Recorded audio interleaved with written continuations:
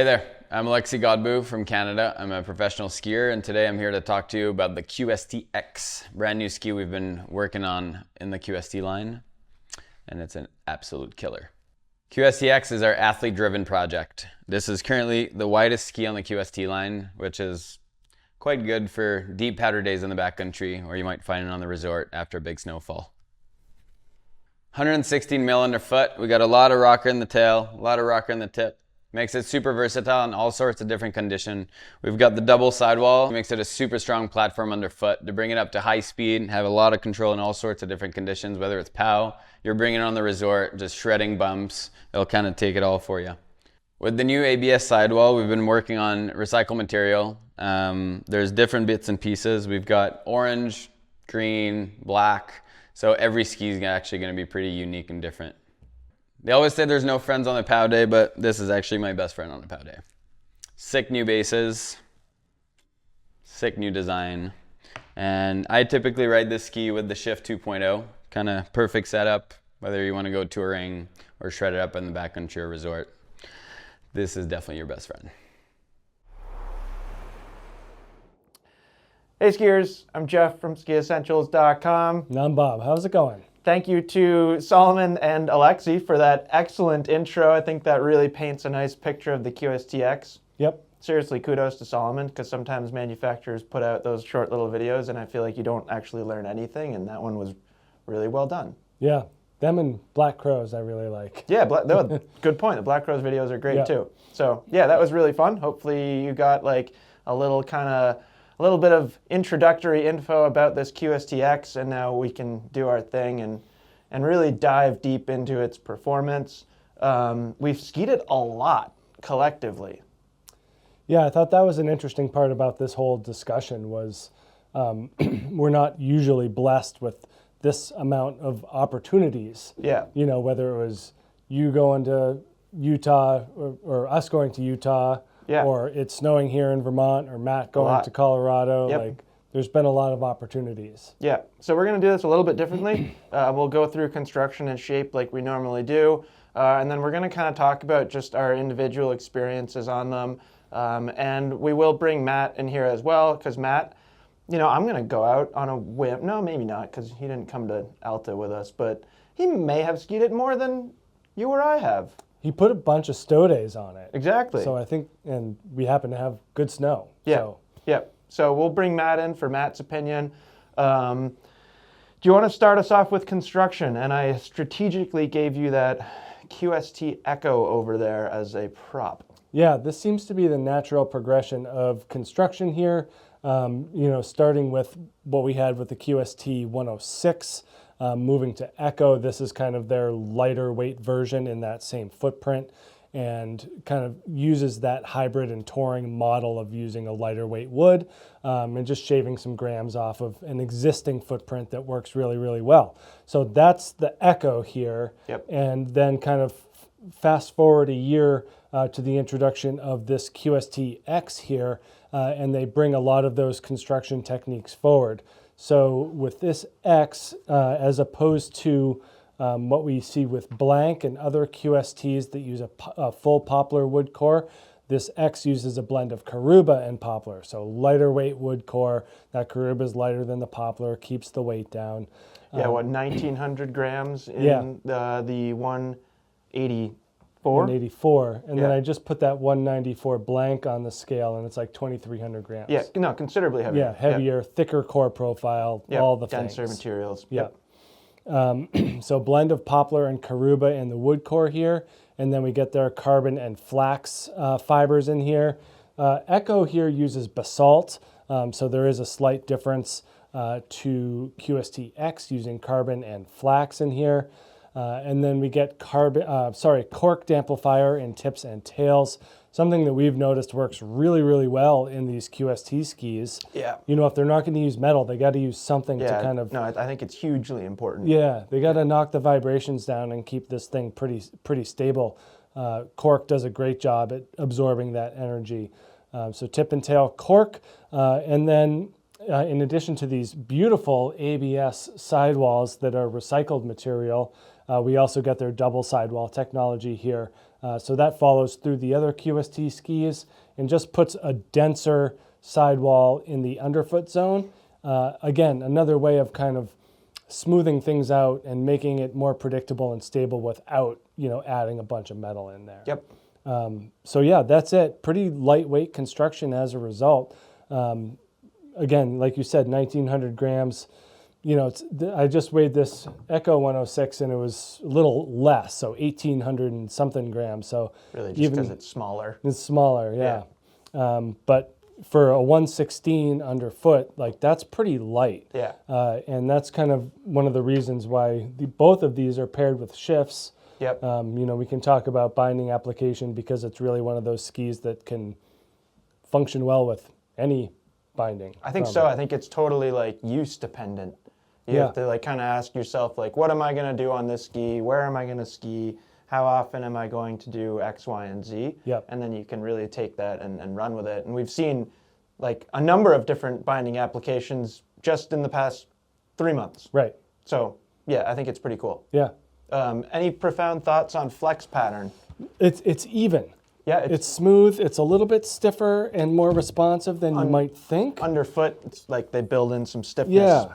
Yeah, no, I think it's like the appropriate stiffness. Yeah. It does bend, but it does have that feedback as well. So it's both flexible and energetic at the same time. Yeah, I'm glad you pointed out that energy because that's something that I was playing around earlier with this ski, and it's not as springy.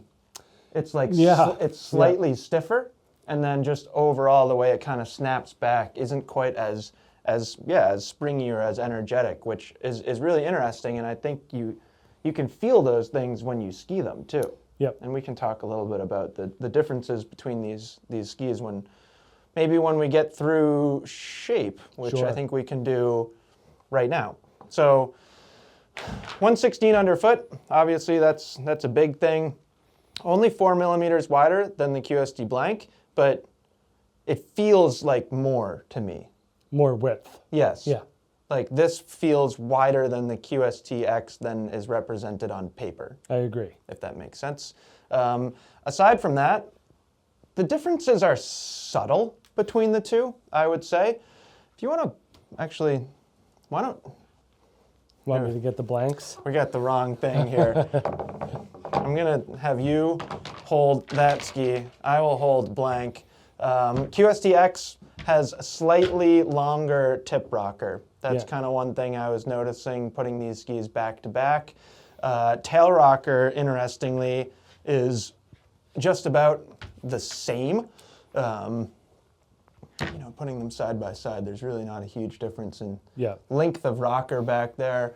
I do think the amount of taper in the tip is noticeably different. Perhaps not like a huge difference on snow, but you can kind of see that the X gets a little bit more taper, a little bit more of like a pointy finish to the tip. Yeah. So I thought that was interesting. And then really the big difference here is turn radius. So let's see, what's the radius on that ski that you've got over there, Bob? This is a 26. Yep, and I've got 25 on the 184, which is definitely the length that I prefer. And then this big old 194 QST blank is an 18-meter turn radius. Yeah. So that's a really big difference. And I really wish we had an old QST 118. There's not one in the warehouse anymore. Did you look? I did. Yeah. It was worth looking. I mean, it's been years. Yeah, that thing's long gone. Yeah. But I think you could say that the QST X from a shaping perspective is actually closer to that QST 118 than it is the blank. Yeah, I agree. So that's about it for shape, unless you think there's anything else that we missed. No, a lot of the just shaping big. techniques and kind of procedures that they use do filter into performance. So it's kind of like those are easy things to talk about at the same time. Yep. Do you want to talk a little bit about QST X versus QST blank before we get into our individual experience? Yeah, and I like my view here because I can Yes. see the difference in the camber underfoot. Certainly. Excuse me, and that's where you feel the bigger difference is in that desire of the blank to turn. So you can let it run straight, you can let it run flat, but because that camber is higher, that taper is brought down, that wider part is brought down in the shovel more. Yep. You feel it want to kind of hook in and do a little bit more of this kind of serpentine There's just porpoising. more roundness Yeah. to really everything it does. Right. Is yeah, whether you're going up and down in a rounder fashion or from side to side in like rounder turns. Right. I also think that there's a noticeable difference in overall stability. I would say it's also very snow condition dependent, where if you're just skiing 2 feet of fresh, dry snow, you're probably not going to notice a huge difference between them in terms of overall stability. Yeah. As soon as you start interacting with firmer snow, then I think there is a pretty substantial difference between blank and X. Yeah. And then I think it's like skiing style, skier weight dependent, all those things of whether it's going to work or not. Yeah, and like you pointed out with that flexing, the fact that that blank doesn't always just snap back to where it's supposed to go means that it's Gives going to more be more supple. More and- consistent. Yeah. Yeah, kind of like we were talking about, I think with Maverick, of how it like absorbs things. Sure. As you get a little bit more of that on the blank than Yep. you do on the X. Yep. Both phenomenal skis. They're both so fun to ski, Yeah. but they definitely do have different personalities. Yep. Do you want me to go first? Should I go first? Yeah, you should go first. Okay. So, a lot of fun. I, to be honest, don't spend that much time on skis this wide anymore. Really, like, even the QST blank is like, can be a little bit off my radar, at least speaking to skiing here at home in Stowe, is like, generally I don't feel like I need something that wide. But boy, was it fun to get on a QST X. My first day on them was February, I think mid-February. We had a fantastic powder day at Yep. Stowe. Did that little hike up to the top of Spruce and just skied that like relatively low angle pitch. And I just remember being so happy, so excited to be skiing deep snow on a ski like this. And it's so much fun. I think it probably matches my skiing style pretty well, that kind of modern freeride technique of like, you're either going straight or you're kind of bobbing or whatever, or you're slashing and kind of throwing the ski completely sideways. It does that so effortlessly. Right. Like edge release is definitely easier on the X than it is on the blank, just in general. You know, like you were kind of saying, like the X makes, or the blank makes more of rounder turns. This thing just slashes and smears and skids. I thought something that was really cool, and like whether this is a hugely beneficial thing or not, it's at least something to consider. On that day here at Stowe, there was a good amount of fresh snow. I think like probably 20 inches, 16, 20 inches, Yep. stuff like that. But it was windy, and generally what happens here in Vermont is there's some amount of firm snow underneath. And what happened on this is I never really hit anything because the ski has so much float that you just kind of stay on top of everything. So that was super, super fun for me. And I never really felt like I found a significant limit to its stability. And I think that's the skier weight and skiing style thing, is like I'm on the lighter side of the skier weight spectrum, and tend to ski a little bit more centered and more balanced than some skiers. So I don't have any issues with its stability in certain snow conditions. Yeah. I thought taking it out to Alta and skiing it back to back with a QST blank in Alta was really interesting, because in that terrain, I don't know that I preferred the blank just as a blanket statement, but I kind of felt it was like a little bit more useful for me, and I'm not sure why. Probably I didn't know the terrain as well, and like this, you know, its preference to turn felt helpful to me, but I also couldn't deny the fun factor of the QSTX and just being on a ski that wide in like its true natural habitat. It's funny, when I was thinking about what I was going to say kind of earlier today even, I had the opposite thought of you. Yeah. I'm like, well, I didn't know where I was going, so I want something that I can just Interesting. throw sideways. Sure. As opposed to kind of taking a more direct line and knowing where you're going and hitting it hard. Yeah. So I think, like, for me personally, if I was buying a resort powder ski, I would probably lean towards blank. But we didn't mention it. I own this pair, and I'm really happy that I own this pair because I'm going to use it for touring. Yep. And I will ski it sometimes here at Stowe in the resort. I just don't think it's going to be that often. But what happens for a ski like this around here is it turns into like a pretty specific and pretty valuable tool for doing a pretty specific thing. I think it's also fun to get excited when you go to Alta and you ski in this terrain where that QST X is meant to be skied. Yeah. Like, I just got excited about it.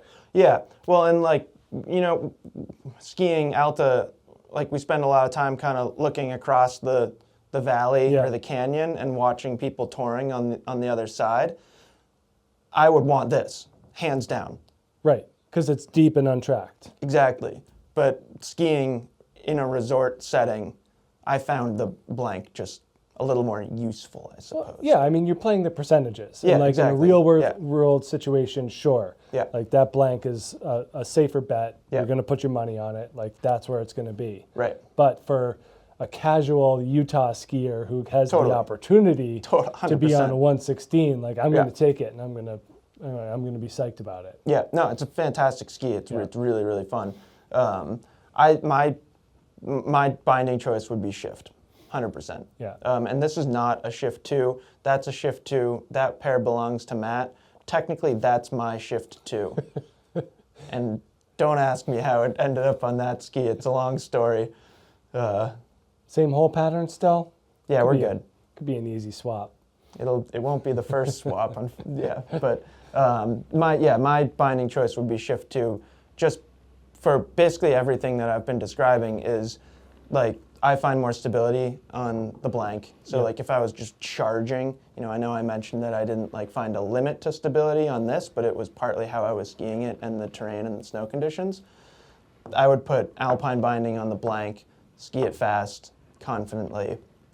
I'd put a touring binding, and really, like, the heaviest I would go is Shift 2. Yeah. I think you could go lighter than that as well, and then you're like enhancing its purpose, in my opinion. Yeah, and we both skied this with a Shift and didn't find any lack of performance, especially in those soft conditions. No, I agree. Yeah. Your turn? Okay.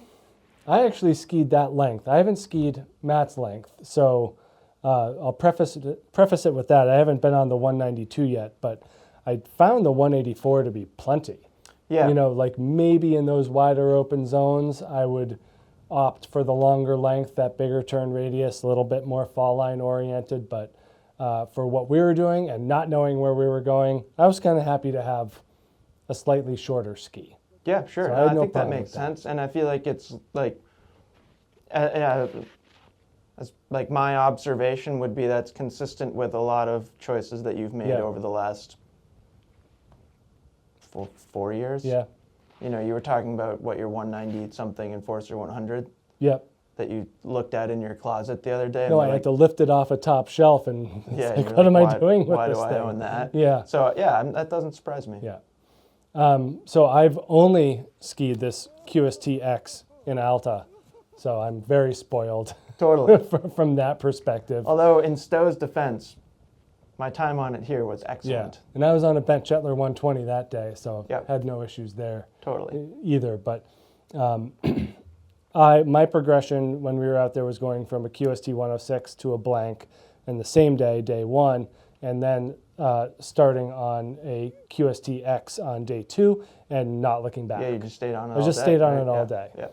I felt like the snow conditions and terrain that we were skiing, like, it was kind of snowing on and off like the whole time we were there.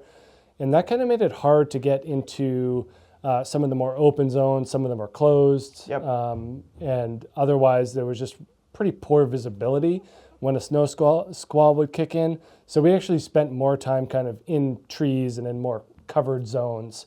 So there wasn't really a whole lot of opportunity to just kind of go straight down huge open snow fields. Yep. And that was fine. You know, like I'm more comfortable skiing in the trees and a little less exposure just because of what we're used to here.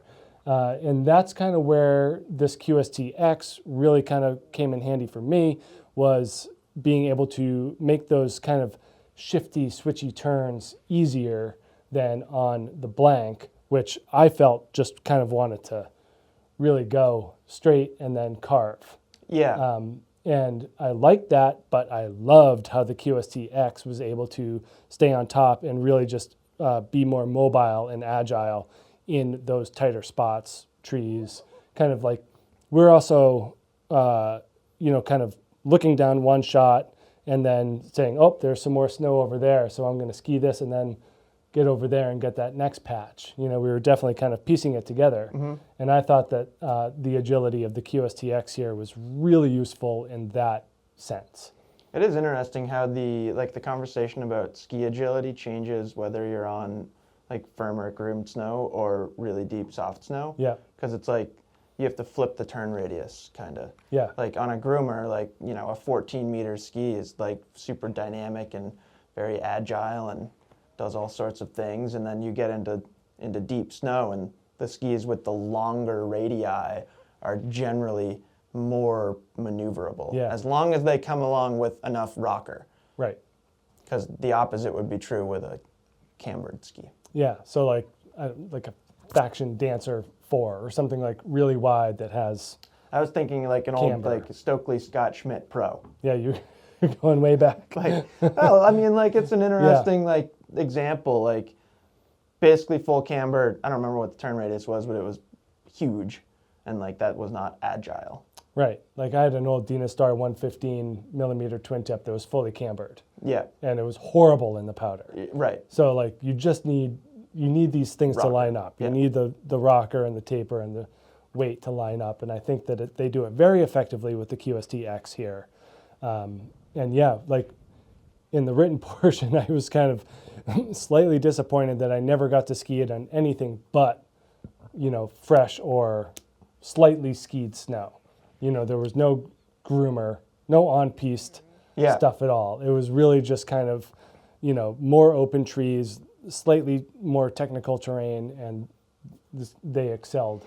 Well, by I'm a long excited to shot. bring Matt in shortly because I know that he's skied it in a wide range of snow conditions. I've skied it on some firmer snow as well, not very often, but I have, and I would say that's where you feel the fact that it's lighter. Yeah. Is on that firmer snow. It doesn't have quite the same vibration damping as a blank. It's still pretty good, like especially considering how light it is and with the corked amplifier and stuff up there. Like it's certainly not bad, but yeah, you can feel it. Yeah. You can like feel some vibrations through the ski, and it can get deflected a little bit, but that's just because it's so light. And if it wasn't so light, then it wouldn't be as good of a tool on the other side. Yeah.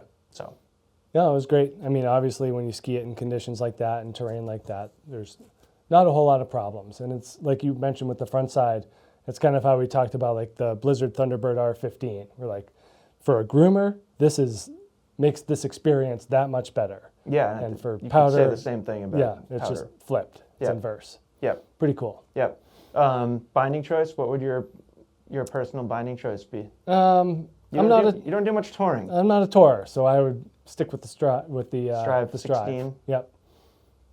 You don't think that's making it too heavy? Nope. I don't either. Not at all. If anything, it would be like. I feel like sometimes when you put a heavier binding on a ski like this, because you're focusing that weight close to your feet, it almost like exaggerates how light the tips and tails are. Sure. And that gives you this like interesting dynamic between where the weight is on your feet, and like it's like accentuating the light swing weight. Yeah. So I think that's cool, because you would choose the X over a blank Yep. as a powder ski, Yep. and you would put an alpine binding on it. I would. So that's the example, Yep. and I know that there are more of you out there that would do the same thing. That are riding lifts. Yes. And yeah, looking for that type of alpine performance. Yeah. Totally. I think probably if you polled every single skier in the world and they all had skied both of these, I think more people would be over here for a resort application with an alpine binding on it. But then completely the other way for kind of everything else. Yeah, and both wonderful choices. Totally. No losers there. Yeah, no, I remember standing at the truck in Alta at one point and just thinking to myself, like, well, it doesn't matter. Doesn't matter, yeah. I don't really know what I want to ski because they're both really fun and it doesn't matter which one I take, I'm going to have a really good time. Yeah. Should we get Matt? Yeah, let's get Matt. Should we try and turn you into Matt? Okay, ready? Yeah. And? Wow, Bob, you got so much younger all of a sudden. I mean, I stayed the same height at least. It's you, Matt. Yeah. Ugh, Hi. magic. I have no idea if that worked. We don't normally attempt things like that. Anyways, Matt, I'm really excited to get your input on this QST-X. We were kind of guessing that maybe you've spent more time on it than Bob or myself despite our Alta trip. I've been on it a lot, and I just wanted to say your bindings look great on them. They do. We already acknowledged that in this video, but thought yes, you would. thank you for complimenting. I mean, and compliments to Salomon for matching the binding with the ski. Right, They look fantastic. Gorgeous. So that's your pair over there. You've been skiing the longer length. You've skied them all over the place. You skied them here at Stowe, and then you took them out to Colorado. Yep. So I'm just curious to get your whole experience on them. You've skied them on firmer snow more often than Bob or myself. So we're going to lean on you in your firm snow experience. Sure. Well, if you don't mind, I'm going to start from the very beginning. Absolutely. My very first time I clipped into these skis, I was touring. Yep. So my first impressions were just how light they were Yep. for my ascent. Like from the first couple of steps, I was like, how is this possible? It's For such a big 116. ski. Yeah. It's a 192, 116 Yeah. underfoot. I could not believe it. Like I felt like I was on my QST 98s, which are my lighter weight touring setup. Which Sure. Actually, I bet the weight's pretty similar. Yeah, exactly. So that was my first impression. Super light on the uphill. There's a ton of rocker in it, and I didn't really find that there was a lack of grip on the uphill too, which I think is kind of an important distinction when you think about wind-scoured surfaces in the backcountry. That's a great point. I think that they held up very well for that. And that day that I was out there, we had a bunch of fresh snow, so it was right in their element. Touring, then right into deep snow. And they just were crazy good. The amount of surfiness and driftiness to them, and then also just the stability when you get into steep areas. That part I was really, kind of looking forward to experiencing because I had not skied an Echo before. So I didn't know what to expect from that construction. Yep. And found that they're super stable, but that lightweight just kicks in and it's just mind-blowing. So that was my first day on them. And then the second day I was at Crested Butte and it was 40 degrees and sunny. So it was that kind of dry, kind of sun-baked firm snow. Yep. Kind of hard to describe. Yep. And then that's where I was like, oh yeah, I'm on an Echo construction, 116 underfoot. Yeah, so you felt a little different. Yeah, Yep. yeah. And that's not what they're meant to do, Right. in my opinion. I mean, that's really what this ski is meant to do. Yeah, And exactly. that's kind of why we're having this conversation. Yeah. So that trip I also brought my QST 106s. Yep. And I actually ended up switching to my 106s for most of the time that I was there because For low snow resort skiing. Yeah, exactly. Yep. They hadn't had snow for a week. It was warm. We were doing mostly groomers. Only off-piste stuff was just kind of chalky moguls. Yep. And that's where I felt that these didn't love it, but they did fine. Yep. So I think that kind of puts into the distinction of blank versus X. Yep. That soft snow day, I'm on this. But once I go to the resort, I'm probably picking that if I don't really know what we're going to be getting. Sure. Yeah. No, I think that makes sense. I think, and that's an excellent way to put it, is if you don't know what you're getting, Yeah. then I think this is probably a little bit more just like trustworthy, reliable. Yeah. But yeah, this is not a slouch either. No. Like I certainly don't want to completely take away from its ability at speed or on firmer snow or anything like that. 100% agree. 100% agree. Now you've skied it here in Stowe quite a bit too. Yep. What do you think about skiing Stowe on a ski that's 116 underfoot with a 26-meter turn radius? It was interesting at first, Mm-hmm. but I have to give it to him at 192. I did not find an issue in the trees at all. Yep. That just is a huge testament to their pivoting ability. Yes, off the charts. It's ridiculous. You just spin like a top. Yep. And one of the things I had to get used to was I haven't owned a pair of skis with this much rocker before. Yep. So I was used to my 106s, and sometimes to get those things to pivot, you need to put in a lot of effort. Sure. And when I did that same input into these in a pivoting Like thing, spin yeah, I 180. just like almost too much. Yeah. But once I got used to it, it was awesome. Actually, I think that's a really interesting point. Is this ski? It's got like kind of a unique personality to it that I think you described really well. In like you actually kind of like don't want to give it your all. Yeah. Like it's almost like you want to like kind of take a step back and like adapt to what the ski wants to do and just make these like really delicate movements on it. Totally. And as you're saying, these aren't a slouch. Like I was up on the top of Mansfield at one point. Yep. We kind of built this jump right at the very top, and I did a 3 off of it and then went straight down the couloir, like minimal turns. Right. And they were bomber. They Yep. just wanted to keep going, and really easy to pivot going through like the choke point, and Yep. then right when you needed to dump speed, put them sideways, and it was super easy. Yeah, and that's like a huge benefit of skis like this with like just such easy edge release out of the tail, and that pivot factor is, and that's something that I was benefiting from skiing it in Alta. Yeah. Is like, yeah, if you make a mistake or if you do something a little bit silly and need to recover, the ski lets you recover so easily. 100%, 100%. And there was a really smooth transition from those wide open areas right into the trees. Yeah, and that's tight trees right there. Tight trees. Yeah. So like there's that really nice dichotomy of like both aspects to it that's Yeah. really nice. So even if you don't know what you're going to get, you're still going to be just fine. Yeah, you won't be uncomfortable. No. And then you see guys like Josh Dyack, who's just, Well, that's the thing. Yeah. yeah, but he's superhuman. So Well, and like I think what Bob and I talked about this a little bit is like the ski's ability to do stuff like Josh does. That definitely comes down to the skier a Yeah. lot on these. You know, I was kind of using myself as an example. Like I'm on the lighter side of the weight spectrum, and like I don't really very often find a limit to stability here unless I'm on like really firm snow. And yeah, like someone like Josh, like he is an insane skier. yeah, Like he could ski those lines on like some soft flexing super lightweight noodle. yeah, So it's like if you're watching some of the best skiers in the world ski super gnarly lines on this, I do think it is a testament to the ski's ability, but I also think it's important to remember who those people are. totally. 100%. What would be your binding choice? Right here. That's what I This shit. thought. That's Yeah. what I figured. My whole situation would be, this is the exact setup I would want, and then now if I'm binding on a blank, Yep, that's my tooth. that's where I am too. Yeah. You may find it interesting. I did. Bob would put a Strive 16 on a QST X. That would be his choice.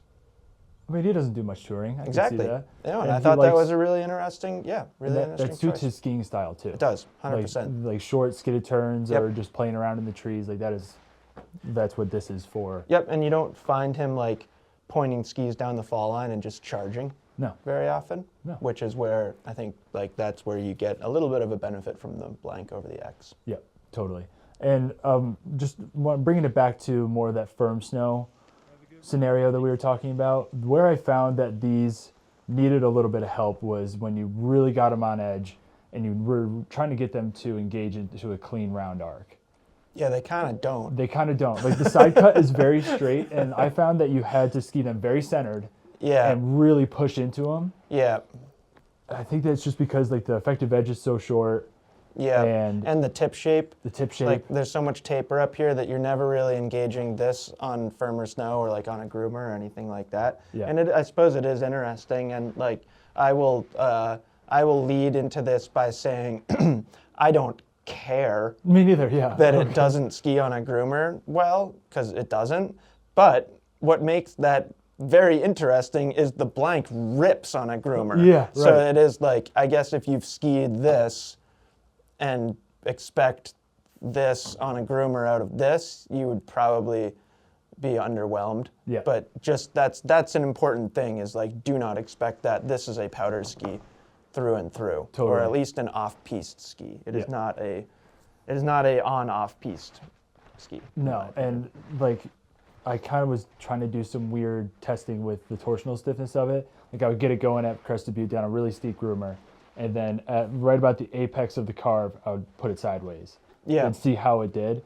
And there was a lot of torsional flexing going on. Sure. That I found. Yeah. And then you have to remind yourself, It's 116 underfoot. It's huge. yeah, and that's not what it is designed to do. Right. So don't expect much Yeah. for that instance. No, I think it's soft snow prowess is its highlight for sure. Totally, totally. Anything that we missed from your experience? Did I say it was fun? Yeah, I think you said it was fun. I'm going to say it one more time. These things are fun. So fun. Yeah. And I know that we've talked about it with the Mindbender 106, where that kind of has more of a rudder kind of turning style. Sure, off the heel. These ones kind of do a weird combination of steering from the tip and the tail. Like I Yeah. found if I got in the back seat and just let them wiggle, they were just fine. Yeah, they can or if kinda I do was kind of both. over the front of them and needed to really get on top of them, they Yeah. like that just as much. So they don't have a particular turn style and powder that they prefer, in my opinion. No, I think you're right.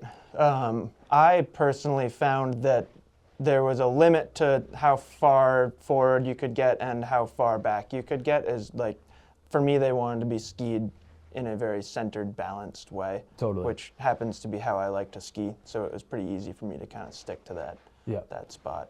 Would you have moved the mount point forward or back at all? I don't think so. I don't know a think lot so of people have moved them forward a little bit. I bet if I skied the 192, Yeah. I would think about moving it forward, but I wouldn't want less tip No. on the 184, and I really like the 184, and I don't think I would want to get away from the 184. Just like I don't know what I would gain. Yeah. And I was in this really big internal conflict between, do I go 184? Do I go 192? I think you made the right choice. I think I made the right choice too. Yeah. I think I'd be very happy with the 184. Yeah. But I think that this is just a little bit more suited to how I like to ski. Yeah. And Well, and Bob has basically proven that a bigger skier can ski the 184 QST X and they will do just fine. I think like you're a more aggressive and looser skier than Bob, so Yeah. having the extra landing gear of a 192 is helpful. totally. But yeah, Yeah, things are awesome. thanks, Matt. Thank you. Last thing I'll say before we wrap up here is we have skied that Shift2 a ton now. What was actually really fun for me is I had that binding on these skis, and then I had to go back and ski an original Shift, Yeah. and there is a difference. There is a difference. Yep. Yeah, Like I've never had any major problems with this, Me neither. but I had the most problems on it recently, and Yeah. I was like, I want my Shift2 back. Yeah. So kind of interesting. Yep. These The new AFDs. the new AFD is the big one for me. Yeah. And I know they didn't change the heel piece all that much, Not drastically. but I have found that the brakes stay up a lot better when touring. No, I think that's just And it's better. this lever here, you can use a mitten and lock it down or pull it up. It's a little bit wider, which I really appreciated. Gosh, And I have really small hands, so I don't think I didn't ever find an issue with that. I had a tough time sometimes getting in there and like, Interesting. Yeah, I popping can it see up. it now. And Like then mine just go right in there. yeah, like I sometimes a little tough for me. Yeah, no, I understand. And I like that they reinforce the wings as well. Yeah. It's just nice to give you a little bit more confidence. When you look down, you're like, all right, this looks kind of like a strive. Totally, it does. So- Yeah. So, Yeah. anyways, I just wanted to say that we will have a Shift2 review sooner than later. Sweet. Almost definitely within the next month or so. In the meantime, let us know if you have any QSTX questions. If you have specific questions for me or for Bob or for Matt, just let us know and we can make sure that question gets to the right people. Thanks again to Salomon for an awesome trip to Alta. Thanks again to Salomon for sending these skis for us to test and spend a lot of time on.